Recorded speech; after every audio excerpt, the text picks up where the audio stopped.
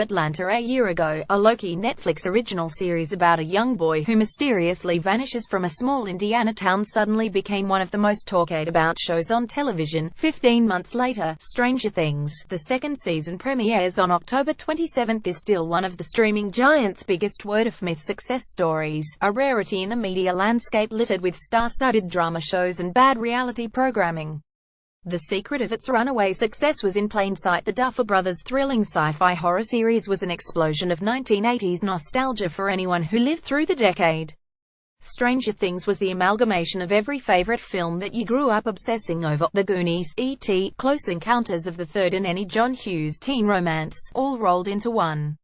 But rather than just getting by on familiarity, Stranger Things cleverly blends its recognizable pop culture elements with fresh, extremely likable young actors, famous but older faces, as well as a great script to make its mysterious drama feel as natural and meaningful as it fits perfectly in its intertextuality. On the shrouded in secrecy set of their highly anticipated second season, Stranger Things creators Matt and Ross Duffer, known professionally as the Duffer Brothers, told Channel News Asia that they didn't expect the phenomenal success of their first season. "I was optimistic, but I didn't think it will have this enormous fanbase," said Matt. "Netflix usually does a season 2, so I told myself that we were going to get at least one more and then they might cancel. But at least one more. I didn't think that people would be that interested in it." Identical twins Ross center-left and Matt center-right Duffer on the set of Stranger Things Season 2 photo. Netflix. The 33-year-old identical twin brothers are self-confessed fanboys of the 80s pop culture, and it's evident in their work. It is also a reason why they decided to start Season 2 of Stranger Things right smack in the Halloween of 1984. The year 1984 was a great year for Hollywood summer blockbusters. Ghostbusters, Gremlins, Indiana Jones and the Temple of Doom, Karate Kid. "These are films that I think are the most prevalent in this season," said Ross. "You see references from those because it was just simply a great year. You know why I love Ghostbusters so much? Because it's very funny," said Matt. "But when you're a kid, it didn't play that much of a comedy. It was scary, very sincere, very earnest moments. It was not a joke every 5 seconds. It's a great mix of everything, and they took the supernatural very seriously. We always look to Ghostbusters for Stranger Things inspiration." Gaten Matarazzo, who plays Dustin on Stranger Things, is back in Season 2 in full Ghostbusters uniform. Photo. Stranger Things Season 2. Netflix. Just as they modeled Season 1 after a movie, they see Season 2 as a blockbuster sequel. "I know movie sequels get a lot of but the ones we look up to aspire to pivot and do something different," explained Matt.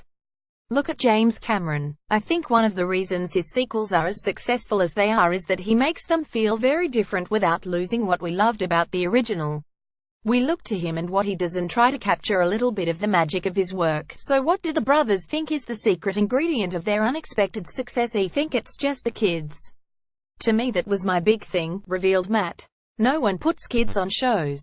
They have those rules where they tell you never to work with kids and dogs." While Matt felt that there was nothing on television starring kids that wasn't aimed at kids, Ross was intent to make their series more than nostalgia for the 80s period. "It's more about that type of storytelling for us, which is just ordinary characters who encounter the extraordinary," said Ross. "For us, that was what drew us to it than anything else. More than trying to be too cute about the period. I'm sure nostalgia played a part, but the great thing is that we also have a younger audience that is watching this as well, who are not necessarily nostalgic for that time frame, so that's exciting.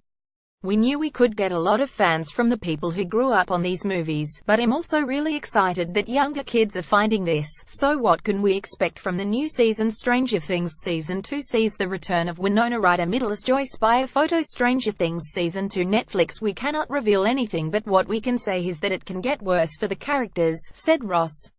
"But I do think it's a little different from Season 1, especially with the characters of Mike and Will. And Nancy too. These are characters who have experienced tragic things and love lost. This season starts a little darker because it's just these characters dealing with what happened.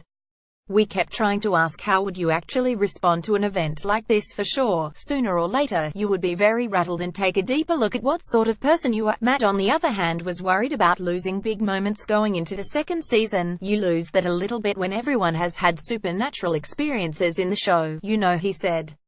That's why we introduce new characters who have not experienced the supernatural yet, and then it's all interesting to explore how do these people go about their normal lives after what happened.